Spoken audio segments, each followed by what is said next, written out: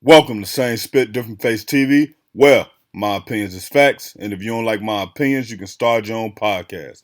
And it's free. So don't forget to spit on the like button, the subscribe button, and the notification. Now, Spit Squad, a lot of people been wondering why Drake unfollowed LeBron James, and it haven't been making sense. And now it makes a lot of sense to me. Now, we have to go back to when Bronny had his scare at USC. Bronny, man, we thought he might pass away. He had some complications with his heart. He passed out at practice.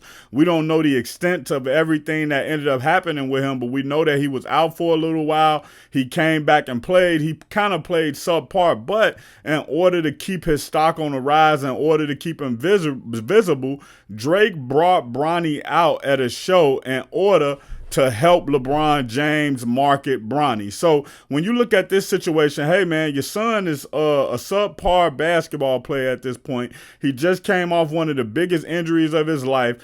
The teams who want to draft him is probably having concerns about what his health is going to be like. They probably also having concerns about LeBron James being overbearing and hovering over the organization, trying to control how Bronny's career goes and how things happen with that. So Drake steps in and says, you know what? I'm going to bring Bronny out. I'm going to put him in front of my audience. I'm going to help him become even more high profile than he actually is.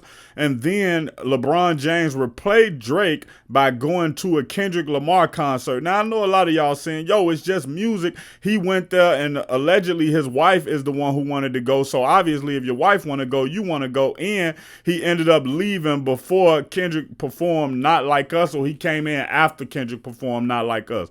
Either way, though, you got to understand that this guy called the other guy a pedo on that actual song. And that's not something you want your name attached to. Nothing that has to do with the R word, grape, nothing that has to do with the pedo word, none of that. So for you to show up there after I've done nothing but been a friend to you, I've came to your house, I've drinking wine, I've hung out with you and your family, I've taken helicopters to the game, I've brought your son into my camp and showed him love. I've showed nothing but love to you and your entire family, and now you want to go and support a guy like, oh, it's just music? No, it's not just music. But then you have to understand, when I look at it, LeBron isn't thinking about the friendship. He's thinking about his brand. He's thinking about LA.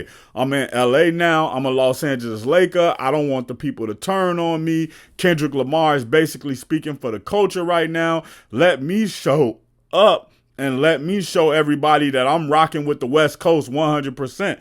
And no friends in the industry. Check out my original Chicago hood movie in the end screen, No Time to Play Fair.